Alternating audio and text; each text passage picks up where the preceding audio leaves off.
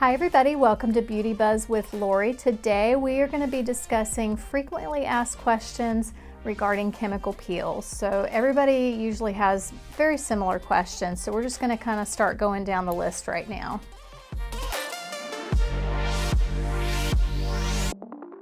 So during a chemical peel, what you can expect is, first of all, hopefully you're having a consultation. It's very important to have a consultation to be able to express what your concerns are so we can match the proper chemical peel with your concern. Just across the board with all chemical peels, what you can expect is there's going to be preparing the skin. So what that might look like is we're of course going to cleanse the skin really well.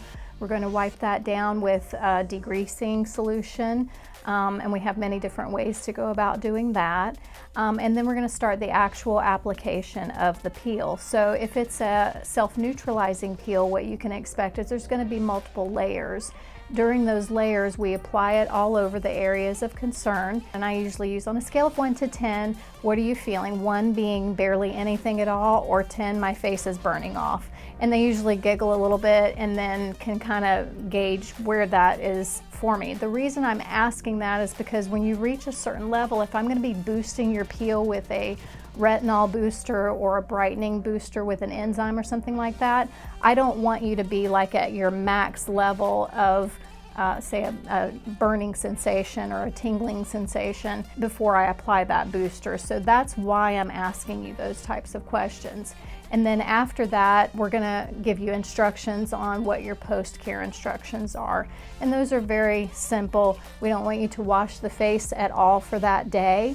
And then we'll give you instructions, either verbal or written, sometimes both, as to what you can do the following day. So usually that's gonna entail washing the face and then applying a post-care cream that we use for post-peel.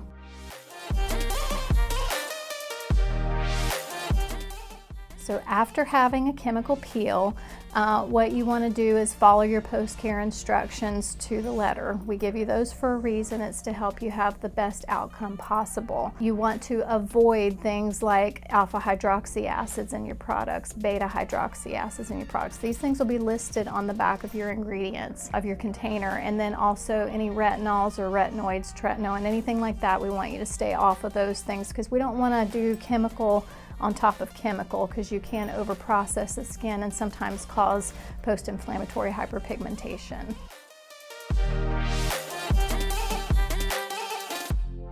So what you can expect after a chemical peel, the day of your chemical peel is going to be pretty much, we're not going to be having you do anything. We just want you to leave it alone. Regular chemical peels that don't have a lot of downtime associated with them, your healing time is going to look very easy. Usually about a week, you will be done with any kind of flaking or anything like that, 5 to 7 days, and you just follow your post-care instructions. It's really the deeper chemical peels, like your mid-depth chemical peel, where you're gonna have a series of things happening with your skin. So what you can expect with that is within that first 3 days, you'll go from kind of an opaque color, which we call frosting, and then it's gonna kind of brown over and it'll get really tight.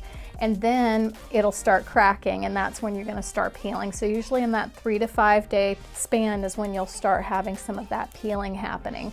The biggest thing to remember while you're peeling, especially if you're sheet peeling, is please, please, please do not pull any of the skin. So if you have a flap of skin hanging off, dead skin, what we want you to do is take a pair of clean scissors that you've wiped down with alcohol, and you're just going to gently hold that out and trim as close to you can without obviously getting on the skin. And that's how you're going to be doing that. You're not going to be wearing makeup for about 7 to 10 days after a mid-depth peel where you're having sheet peeling take place. And then after you get past that first week, the second week it just gets better and better and better. So you'll have less peeling.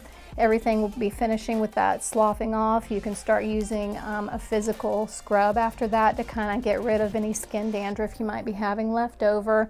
And then it just reveals a beautiful new skin. Lastly, we want to make sure that we have a follow-up visit scheduled. So usually when you come in for a peel and I'm doing a mid-depth peel where you're going to be having a lot more of the peeling, like sheet peeling type thing, and redness and crusting, some of those more important things, then what we're going to do is schedule you for a 1-week follow-up where you come in. I'm going to take photos and we're going to make sure everything is healing like it's supposed to, and then I'm going to see you back again in 3 weeks, and that'll be your 1-month follow-up, and that's where we're going to take photos again.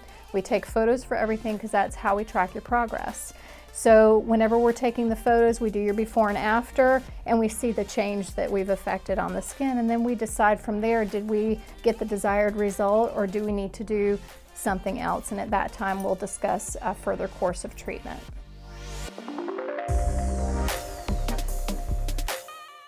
Typically 1 month after you've had the chemical peel, when you're fully healed, is when you're going to see results. Now, sometimes we do peels, they're lighter peels, and so we might do a series of peels, and they can be done in a series of 3 or 6, depending upon your concern. If we're doing a series of 3, I like to do the peels either 2 or 3 weeks apart. I decide if it's going to be 2 or 3 weeks apart based on how aggressive I'm trying to be and what I feel like your skin can take after I've done an assessment of your skin.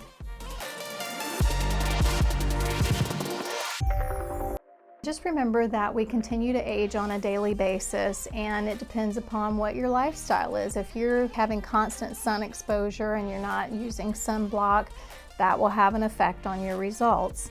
If you don't wash your face every day and have good skincare, that will have an effect on your results. Results from a really good chemical peel can last a few months or maybe even longer. Again, that really is determined upon what type of peel that you're actually having, and that's something that can be discussed in the consultation as well.